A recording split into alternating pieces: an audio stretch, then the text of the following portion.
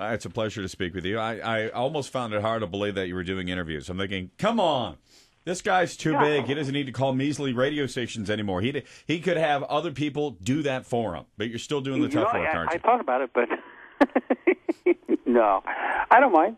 I don't mind at all. A legend and really a survivor. A survivor of yourself in a way.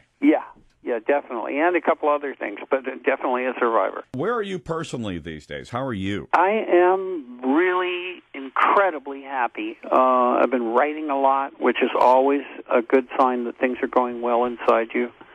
My family loves me. My work is good. My voice is working. I am extremely happy. What draws you to the Occupy movement? I really have always been very, very taken with people standing up for what they believe in.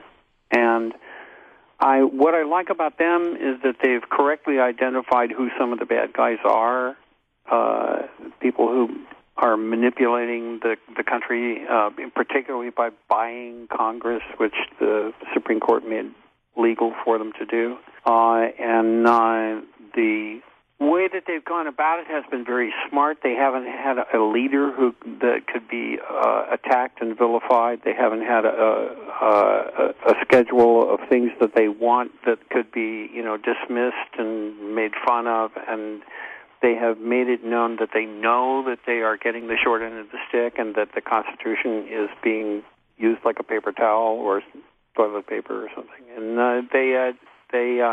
they are brave. I really admire that kind of bravery, people who are willing to stick up for what they believe in. I like that. I think that's very American. Do you find it almost a little too much responsibility put on you to be a messenger for your generation? It's traditional. Mostly our job is just to take you on a voyage and make you feel good and express emotions and stuff. But part of our job has always been being, sort of the town crier. It's 11 o'clock and all's well, or it's 12 o'clock and the Mongol horde is at the gates. Yeah. It's part of the gig, and it's only part, but it's an important part. And so I don't feel it as an obligation, but I do get smacked in the face with things sometimes, that you just can't let go by. You have to say something. You're going to be stopping here in Hampton Roads on tour Saturday, July 7th in TELUS Wireless Pavilion. You've already done enough for decades coming out with music, doing tours. Why go back on the road? Because we love it. We can't help it. We absolutely cannot help it. We don't like being alone. Don't like being away from our families. We don't like eating in restaurants all the time, but we love playing and singing. It's what we were born to do, and we couldn't not. What about you, Stephen, Graham? Everyone getting along still? Very well, extremely well. That's good. That's unheard of. Usually at this point, this is when everyone's had enough. Yeah, we think that alone is enough of a signal that we should be working, that can't ignore it. Got a DVD coming out in July. Tell us about that, Yeah, sir. it's an unbelievable night. You know how normally when the cameras come around, everybody freezes up and everything goes wrong that possibly can? Oh, yeah. Your string breaks in the middle of the solo, that kind of thing. It was exactly the opposite. We had one of the best nights we've had, and we felt so good that we tried something we hadn't done in 20 years, which was Sweet Judy Blue Eyes, and pulled it off.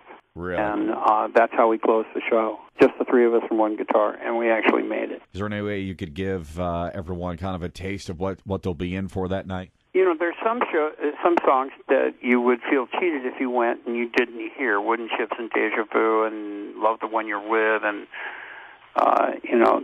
Southern Cross and Our House and Teach Your Children, stuff like that that you're going to hear. But there's also some new songs in there that you have not heard, and oh man, Steven's been doing a Dylan song that's so beautiful you can't believe it. And he's been delivering the hell out of it. A lot of stuff. I think anybody that came to see us now would be kind of shocked because we're in extremely good form. We threw it out to our listeners to give us some questions to ask you, David Crosby, knowing that our listeners would definitely outdo what we could come up with. One said that you've performed hundreds of times on stage. It might even be in the thousands at this point. But, what is your greatest moment on stage? Oh, my God. As if I could come up with just one. Quite possibly the Nassau Coliseum show where we got to announce that Nixon had resigned. Not often do you get a chance to break some news on stage like that. Yeah, that was good. We got a listener who's a fan of the Second Amendment. They want to know, are you armed right now? And if so, with what? I, too, am a supporter of the Second Amendment, and I'm not going to disclose any of that.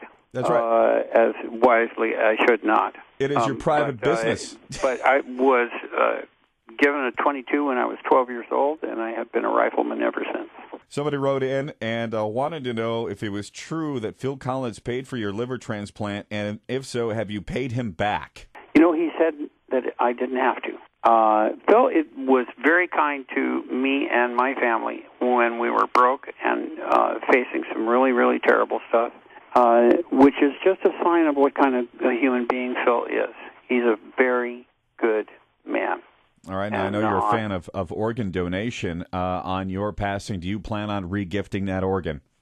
No, they won't let you do that. No, it's just a one-time use. I go out and sign that card. All of you out there that are listening, sign the little card. You'll save a life. There are people dying every day because there's no organ. When the spirit's gone, the rest of it is just a meat suit and spare parts. And please save some lives. Sign the little card. If you could send a message to your younger self, let's give it a time frame, late 60s, what would you tell yourself? Don't get so stoned.